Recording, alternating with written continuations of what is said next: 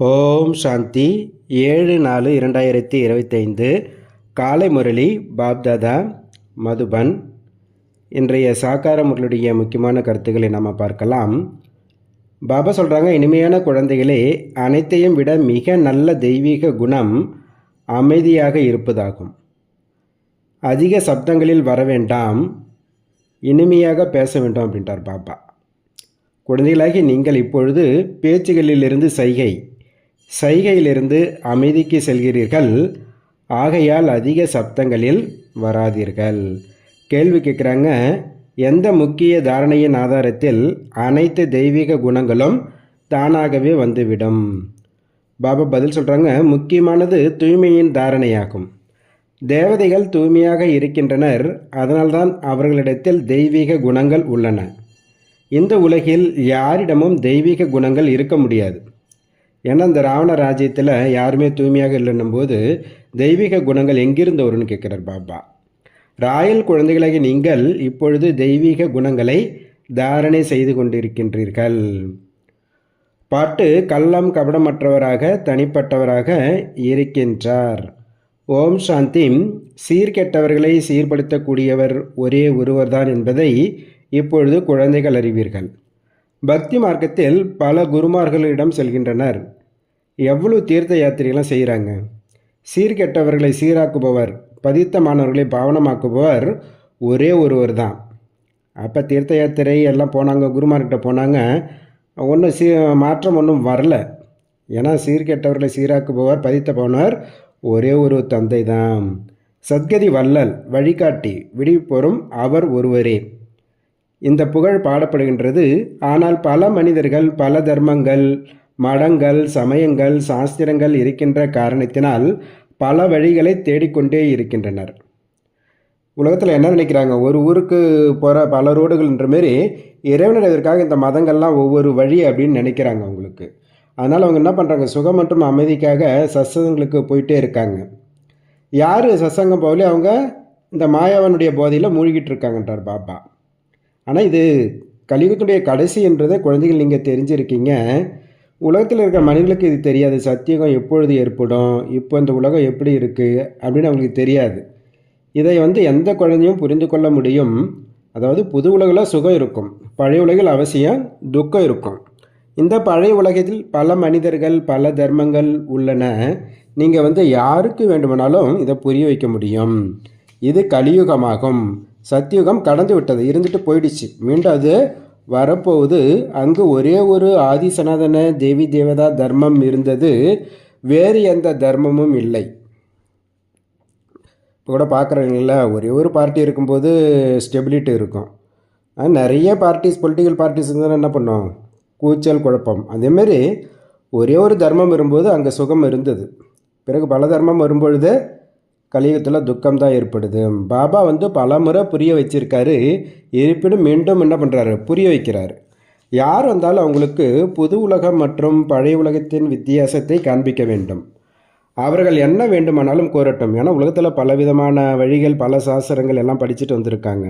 அதனால் சில பேர் இன்னும் 10,000 வருஷம் சொல்லுவாங்க, 80,000 ஆண்டுகள், எது வேணாலும் சொல்லட்டும். பல வழிமுறைகள் இருக்கிறது இல்லையா. இப்பொழுது அவங்களிடத்தில் உள்ளது சாஸ்திரங்களுடைய வழிமுறைகள். பல சாஸ்திரங்கள், பல வழிமுறைகள், மனிதர்கள் வழிமுறைகள். அது ஏன்னா சாஸ்திரங்கள் எதுவும் மனிதர்கள் தானே எழுதுகிறாங்க. தேவதைகள் எந்த சாஸ்திரத்தையும் எழுதுறது கிடையாது. சத்தியுகத்தில் தேவி தேவதா தர்மம் இருக்கின்றது. அவர்களை மனிதர்கள் என்றும் கூற முடியாது. ஆக உற்றார் உறவினர்களை சந்திக்கும் பொழுதும் அவர்களுக்கு அமர்ந்து இதனை கூற வேண்டும். சிந்தனைக்கான விஷயம் இல்லையா? புது உலகில் எவ்வளவு குறைவான மனிதர்கள் இருப்பர், பழைய உலகில் எவ்வளவு விருத்தி அடைகின்றது. சத்தியுகத்தில் ஒரு தேவதா தர்மம் மட்டுமே இருந்தது, மனிதர்களும் குறைவாக இருந்தனர். தெய்வீக குணங்கள் தேவதைகளிடம்தான் இருந்தது, மனிதரிடத்தில் அல்ல. அதனால்தான் மனிதர்கள் தேவதைகளின் முன் சென்று வணங்குகின்றனர் அல்லவா, தேவதைகளின் மகிமை செய்கின்றனர். அப்போ இதில் புரிஞ்சுக்கலாம், மனிதர்கிட்ட யார்கிட்டையும் தெய்வீக குணங்கள் இருக்க முடியாது. தேவதைகள் சொர்க்கவாசிகளாக இருக்கின்றனர், நாம் நரகவாசி, கலியுகவாசிகள் என்பதை அறிந்திருக்கின்றனர். மனிதரிடத்தில் தெய்வீக குணங்கள் இருக்க முடியாது. யார்கிட்ட சொல்லுவாங்க, இவர் நல்ல குணவானுங்க, இவர்கிட்ட நல்ல நல்ல குணங்கள் இருக்குன்னு சொன்னால் தெய்வீக குணங்கள் தேவதைகளிடம் மட்டும்தான் இருக்கும் அப்படின்னு சொல்லுங்கன்றார் பாப்பா. ஏன்னா அவங்க தான் தூய்மையாக இருக்காங்க. இங்கே தூய்மை இல்லாத காரணத்தினால் யாரிடத்திலும் தெய்வீக குணங்கள்ன்றது இருக்க முடியாது. ஏன்னா நடக்கிறது அசுர ராவண ராஜ்யம் அல்லவா. புது மரத்தில் தெய்வீக குணங்களுடைய தேவதைகள் இருப்பர். பிறகு மரம் பழையதாக ஆகிவிடுகிறது. ராவண ராஜ்யத்தில் தெய்வீக குணங்களுடையவர்கள் இருக்க முடியாது. சத்தியுகத்தில் ஆதிசனாதன தேவி தேவதைகளின் இல்லற மார்க்கம் இருந்தது. இல்லற மார்க்கத்தினருக்குத்தான் மகிமை பாடப்பட்டிருக்கின்றது. சன்னியாசி யாருக்கும் மகிமை கிடையாது. சத்தியுகத்தில் நாம் தூய்மையான தேவி தேவதைகளாக இருந்தோம். சன்னியாசி மார்க்கம் கிடையாது. எவ்வளவு கருத்துக்கள் உங்களுக்கு கிடைக்குது. ஆனால் அனைத்து கருத்துக்களும் யாருடைய புத்தியிலும் இருக்க முடியாது. ஏன்னா அடிக்கடி மறந்துடுறீங்க அப்படின்றார் பாபா. அதனால தான் தோல்வி அடைஞ்சிடுறீங்க. தெய்வீக குணங்களை தாரணை செய்கிறது கிடையாது. ஒரே ஒரு தெய்வீக குணம் ரொம்ப நல்லதுன்றார் பாபா. யாரிடத்திலும் அதிகம் பேசக்கூடாது.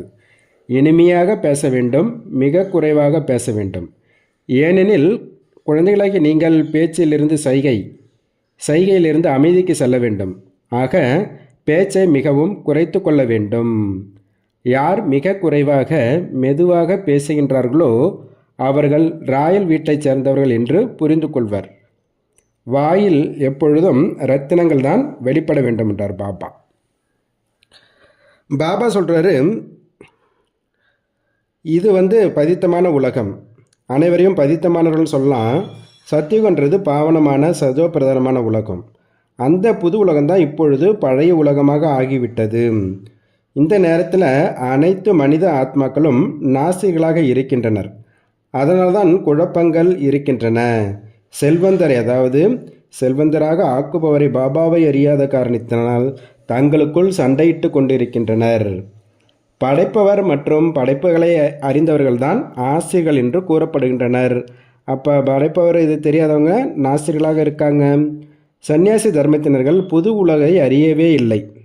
ஏன்னா அவங்க சொர்க்கத்துக்கு வர்றதே கிடையாது. இப்பொழுது அனைத்து ஆத்மாக்களும் தமோப்பிரதானமாக ஆகிட்டாங்க. பிறகு அனைத்து ஆத்மாக்களையும் சதோப்பிரதானமாக ஆக்குவது யார் என்பதை பாபா தான் புரிய வைக்கிறார். பாபா தான் அந்தமாரி ஆக்க முடியும். சதோப்பிரதான உலகில் குறைவான மனிதர்கள் இருப்பர். மற்ற அனைவரும் முக்தி தாமத்தில் இருப்பர். ஆத்மாக்களாகிய நாம் எங்கு வாசம் செய்தோமோ அது பிரம்ம தத்துவமாகும். அது பிரம்மாண்டம் என்றும் கூறப்படுகின்றது. ஆத்மா அழிவற்றது. இது அழிவற்ற நாடகம். இதில் அனைத்து ஆத்மாக்களுக்கும் பாகம் இருக்கின்றது. நாடகம் எப்பொழுது ஆரம்பமானது என்பதை ஒரு பொழுதும் யாரும் கூற முடியாது. இது அழிவற்ற நாடகம் அல்லவா. சக்கரை சுற்றிக்கிட்டே இருக்குது. இந்த சக்கரை எப்போ சுற்ற ஆரம்பிச்சதுன்னு யாரும் சொல்ல முடியாது. சிருஷ்டிக்கு தான் முதல் இடைக்கடை இருக்குது. பழைய உலகை புதுசாக ஆக்குவதற்கு தந்தை தான் வர வேண்டி இருக்குது. தந்தை புது உலகை படைக்கின்றார் என்பது கிடையாது. எப்பொழுது பதித்தம் ஆகின்றீர்களோ அப்பொழுதுதான் அழைக்கிறீர்கள். சத்தியுகத்தில் யாரும் அழைப்பது கிடையாது. அங்கே எல்லோருமே பாவனமான உலகம். அது பாவனமாக இருக்காங்க. ராவணன் பதித்தமாக ஆக்குறான். பரம்பிதா பரமாத்மா பாவனமாக்குகின்றார். அப்போ கண்டிப்பாக பாதி பாதி என்று தான் கூறலாம். இதுதான் பிரம்மாவினுடைய பகல் மற்றும் பிரம்மாவின் இரவு பாதி பாதியாகும். ஞானத்தின் மூலம் பகல் ஏற்படுகின்றது. தேவதைகள் தான் அங்கே அது சொர்க்கத்தில் மறுபிரிவு எடுத்து பிறகு இருளில் வந்துடுறாங்க. அதனால் இந்த ஏணிப்படியில் மனிதர்கள் எவ்வாறு சதோ ரஜோ தமோவில் வருகின்றனர் என்று காண்பிக்கப்பட்டிருக்கின்றது. இப்பொழுது அனைவரின் நிலையும் நிற்றுப்போன நிலையில் இருக்கின்றது. இந்த நிலையை மாற்றுவதற்காக தான் தந்தை வந்திருக்கின்றார். அதாவது மனிதனை தேவதையாக்குவதற்காக. எப்பொழுது தேவதைகள் இருந்தார்களோ அப்பொழுது அசுர குணமுடைய மனிதர்கள் கிடையாது. இப்பொழுது இந்த அசுர குணமுடையவர்களை தெய்வீக குணமுடையவர்களாக ஆக்குவது யார்? பாபா தான் ஆக்குறார். சத்தியுகத்தில் ஒரே ஒரு தர்மம் இருந்ததால் துக்கத்திற்கான விஷயம் எதுவும் கிடையாது. சாஸ்திரங்களில் பல கட்டுக்கதைகள் உள்ளன. அதை ஜென்ம ஜென்மங்களாக படித்து வந்தீர்கள். அவை அனைத்தும் பக்தி மார்க்கத்தினுடைய சாஸ்திரங்களாகும். அதன் மூலமாக என்னை அடைந்து விட முடியாதுன்னு அப்பா சொல்கிறாங்க. நான் ஒரே ஒரு முறை மூலம் அனைவருக்கும் சத்கதி கொடுக்க வேண்டியிருக்கு. இவ்வாறு தூய்மையாக ஆகாமல் யாரும் திரும்பி போகவும் முடியாது. அதனால் கண்காட்சியில் நீங்கள் இதை ரொம்ப தைரியமாக அமர்ந்து புரிய வைக்கணும். அதே சமயத்தில் பிரச்சனையே ஆகிடக்கூடாது. இவங்க ரொம்ப ஃபோர்ஸ் பண்ணுறாங்க இந்தமாரி யாரும் சொல்லிடக்கூடாது. ஏன்னா அவங்களுக்கு சாஸ்திரங்களுடைய அகங்காரம் இருக்குது இல்லைங்களா. ஏன்னா சாது சன்னியாசிகளை பின்பற்றுபவர்கள் சிஷ்யர் கூட இருப்பாங்க. யாராவது சன்னியாசி மடத்தலைவர் புரிய வச்சுட்டு பீக் ஆகிட்டாங்கன்னா பிறகு சிஸ்டர்கள் என்ன ஆகிடுவாங்க, அவங்க இன்ஸ்டியூஷன் வந்து கொலாப்ஸ் ஆகிடும். இவங்க ஏதோ பிரம்மகுமாரிகள் மந்திரம் போட்டுட்டாங்க அப்படின்னு சொல்லிவிடுவாங்க. இதெல்லாம் சிந்திக்க வேண்டிய விஷயங்கள் அப்படின்னு சொல்கிறார் பாபா. கண்காட்சிகளில் யார் வந்தாலும் அவங்களுக்கு மிக தைரியத்துடன் புரிய வைக்கணும். எப்படி பாபா பொறுமையாக புரிய வைத்து கொண்டிருக்கின்றார். மிக ஆவேசமாக பேசக்கூடாது. கண்காட்சிகளில் பலர் ஒன்றாக கூடிவிடுகின்றனர் அல்லவா. தாங்கள் சிறிது நேரம் கொடுத்து தனியாக வரும்பொழுது படைப்பவர் மற்றும் படைப்பின் ரகசியத்தை புரிய வைக்கிறோம் என்று கூற வேண்டும். இங்கே கண்காட்சியில் இந்த ஒரு 5 மினிட்ஸில் உங்களுக்கு எல்லாத்தையும் சொல்ல முடியாது. நீங்கள் சென்டருக்கு வந்தீங்கன்னா இதை பற்றி உங்களுக்கு இன்னும் டீட்டெயிலாக உங்களுக்கு நாங்கள் புரிய வைக்கிறோம், அப்படி யுக்தியோடு புரிய வைக்கணுன்றார் பாபா. படைப்புகளின் முதல் இடைக்கடையின் ஞானம் படைப்பவராகிய தந்தை தான் புரிய வைக்கின்றார். ஏன்னா மற்றவங்க எல்லாரும் நேத்தி எனக்கு தெரியாதுன்னு சன்னியாசிகள்லாம் சொல்லிட்டு போயிருக்காங்க. இந்த ஞானத்தை வந்து எந்த மனிதரும் சொல்ல முடியாது. ஞானத்தின் மூலம் சத்கதி ஏற்பட்டு விடுகிறது. பிறகு ஞானத்தின் அவசியம் கிடையாது. இந்த ஞானத்தை தந்தையை தவிர வேறு யாரும் புரிய வைக்க முடியாது. புரிய வைப்பவர்கள் வயதானவர்களாக இருந்தால் இவரும் அனுபவசாலி ஆவார். அவசியம் சத்சங்களுக்கு சென்றிருக்க வேண்டும் என்று மக்கள் புரிந்து கொள்வார். ஏன்னா வயசானவங்களுக்கு அனுபவம் இருக்கு இல்லைங்களா. அப்போ அவங்க சொல்லும்போது உண்மைதான் புரிஞ்சுப்பாங்க. இப்போ குழந்தைகள் சொல்கிறாங்கன்னா இவங்களுக்கு சின்ன குழந்தை, இவங்களுக்கு என்ன தெரியும் அப்படின்னு சொல்லுவாங்க. அதனால் பாபா சொல்கிறாரு, தாய்மார்கள் அமர்ந்து அவங்களுக்கும் புரிய வைக்கும்போது அவங்க வந்து மகிழ்ச்சி அடைந்து விடுவாங்க. ஏன்னா ஞானக்கடலான அப்பா ஞான கலசத்தை தாய்மார்கள்கிட்ட தான் கொடுத்துருக்கிறாரு.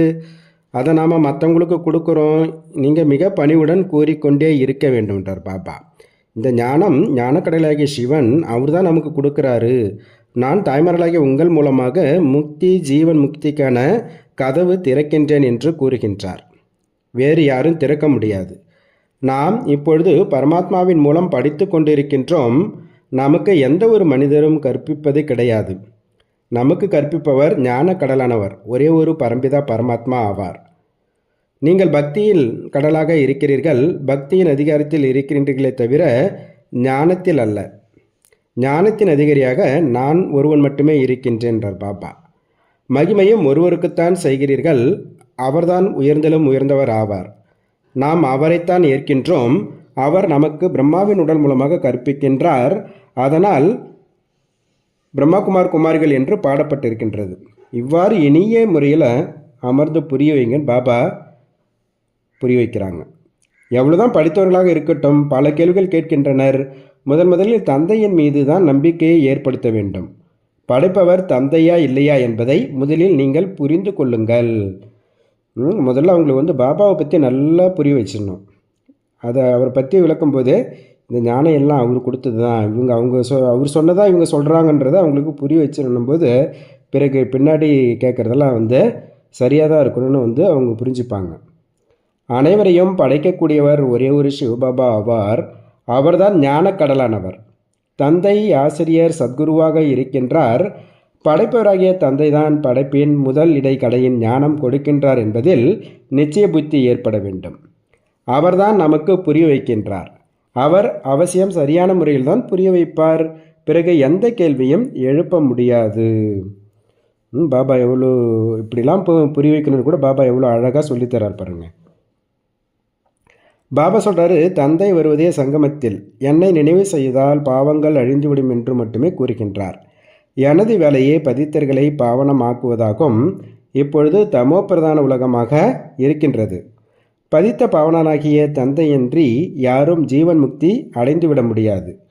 கங்கையில் குளிக்க போகிறாங்கன்னா அவங்க பைத்தமாக இருக்காங்க தானே அர்த்தம் இல்லையா. கங்கையில் குளிங்க அப்படின்னு நான் சொல்வது கிடையாதுன்றார் பாபா. என் ஒருவனை மட்டுமே நினைவு செய்யுங்கள் என்று தான் கூறுகின்றேன். நாயகனாகிய உங்கள் அனைவருக்கும் நாயகனாக இருக்கின்றேன். நாயகிகளாகிய உங்கள் அனைவருக்கும் நாயகனாக நான் இருக்கின்றேன். அனைவரும் ஒரு நாயகனே நினைவு செய்கின்றனர். படைப்புகளை படைப்பவர் ஒரே ஒரு தந்தையாவார். ஆத்ம அபிமானியாகி என்னை நினைவு செய்தால் இந்த யோக அக்னியின் மூலம் விகர்மம் விநாசமாகும் என்று அவர் கூறுகின்றார். இந்த நினைவு யாத்திரையை தந்தை இப்பொழுதுதான் கற்றுக் கொடுக்கின்றார். விநாசம் எதிரில் இருக்கின்றது. தந்தை எவ்வளவு எளிதாக கூறுகின்றார். நீங்கள் தந்தையிடமிருந்து நேரடியாக கேட்கின்றீர்கள். ஆனால் ஒருமுக நிலையில் இருக்க முடியாது. புத்தினா இது பல திசையில் ஓடிட்டே இருக்குது அப்படின்றார் பாபா. பாபா சொல்கிறாங்க, சில பேர் தந்தையுடைய எதிரில் அமர்ந்து தியானத்தில் போயிடுறாங்க. தியானத்தில் போனாலும் அதில் வந்து சேமி புண்ணு ஏற்படுவது கிடையாது. என்ன நினைவு செய்யுங்க, அப்போ தான் விகர்மங்கள்லாம் விநாசமாகும் அப்படின்றார் பாபா. தியானத்தில் செல்வதன் மூலம் புத்தியில் தந்தையுடைய நினைவுன்றது இருக்காது. இந்த அனைத்து விஷயங்களிலும் அதிக குழப்பங்கள் உள்ளன. நீங்கள் கண்களை மூடவும் கூடாது.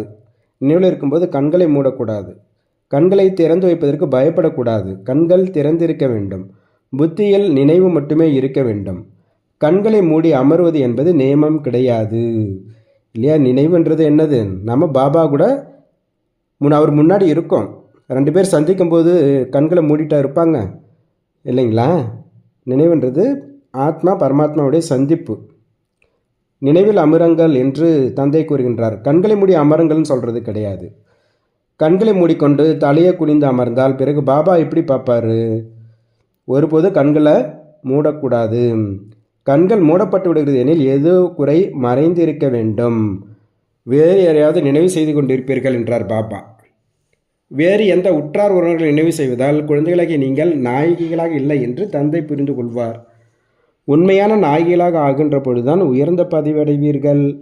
அனைத்து முயற்சியும் நினைவில் இருக்கின்றது. தேக அபிமானத்தினால்தான் தந்தையை மறக்கிறீர்கள். பிறகு ஏமாற்றம் அடைந்து கொண்டே இருப்பீர்கள் அப்படின்றார் பாபா. இங்கே ரொம்ப மிக மிக இனிமையானவர்களாக ஆக வேண்டும். சூழ்நிலையும் இனிமையானதாக இருக்க வேண்டும். எந்த சப்தங்களும் இருக்கக்கூடாது. யார் வந்தாலும் பார்க்க வேண்டும் இல்லையா? பிரம்மகுமாரிகள் எவ்வளோ இனிமையாக பேசுகிறாங்க, மிகுந்த அமைதியோடு இருக்காங்க, அந்த மாதிரி சொல்லணும். எந்த சண்டை சச்சரவும் இருக்கக்கூடாது.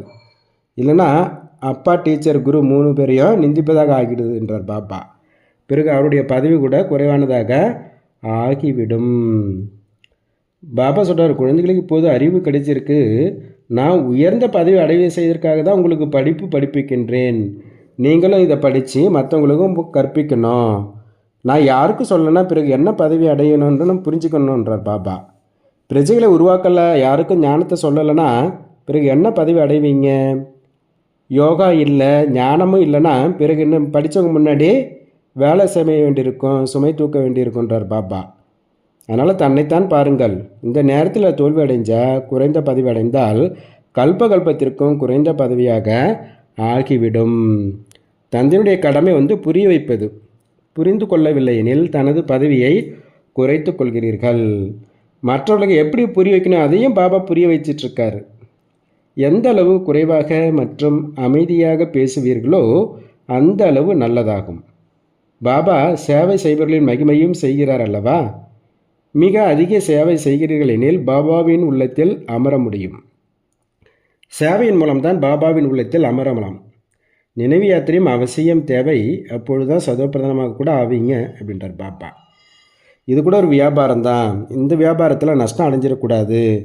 தெய்வீக குணங்களை தாரணை செய்யுங்க. உயர்ந்த நிலையை அடை செய்வதற்காக பாபா டெய்லி என்னென்ன விஷயங்கள்லாம் கூறிட்டுருக்கார் பாருங்க. அப்போ யார் அதெல்லாம் செய்வாங்களோ அவங்க அடைவாங்க. நீங்கள் ஃபரிஸ்தாக்களாக ஆக வேண்டும். பிராமன் சே ஃபரிஸ்தா, ஃபரிஸ்தா சே தேவதா ஆகணும். அதனால் அப்படிப்பட்ட குணங்களையும் நீங்கள் தாரணை செய்யணுன்றார் பாபா. தாரணைக்கான முக்கிய சாரம் ஃபஸ்ட்டு பாயிண்ட், அனைவரிடத்திலும் மிக பணிவுடன் மற்றும் அமைதியாக பேச வேண்டும். வார்த்தைகள் மிக இனிமையாக இருக்க வேண்டும். சூழ்நிலை அமைதியாக இருக்க வேண்டும். எந்த சப்தங்களும் இருக்கக்கூடாது. அப்பொழுதுதான் சேவையில் வெற்றி கிடைக்கும். 2வது பாயிண்ட்டு, உண்மையிலும் உண்மையான நாயகிகளாகி ஒரு நாயகனை நினைவு செய்ய வேண்டும். நினைவின் பொழுது ஒரு பொழுதும் கண்களை மூடிக்கொண்டு தலையை குனிந்து கொண்டு அமரக்கூடாது. ஆத்மா அபிமானியாகி இருக்க வேண்டும். பாபா வரதானம் கொடுக்குறாரு. அனைத்து கஜானாக்களையும் தனக்காகவும் மற்றும் மற்றவருக்காகவும் பயன்படுத்தக்கூடிய அகண்டா மகாதானி ஆகுக.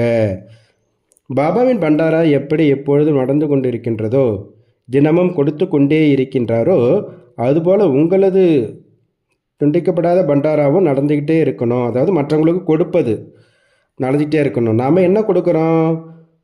முழு உலகிற்கும், பஞ்சதத்துவங்களுக்கும், உலகில் இருக்கக்கூடிய ஆத்மாக்களுக்கும் பாபாவினுடைய ஞானத்தின், சக்தியின், குஷியின் நிறைந்த பண்டாரா நமக்கு கொடுத்துருக்கிறாரு. அதனால் அதை நம்ம பாபா எதுக்காக நம்ம கொடுத்துருக்கிறாரு? அதை தனக்காகவும் மற்ற பிறருக்காகவும் பயன்படுத்துவதற்காக, அப்படியே வச்சுக்கிட்டு இருக்கிறதுக்காக கிடையாது. அதனால் நீங்கள் இதை பயன்படுத்தினால உங்களுக்கு எந்தவித ஆபத்தும் கிடையாது. நீங்கள் கொடுக்க கொடுக்க என்ன ஆகும்? இது வளர்ந்துட்டே இருக்கும்.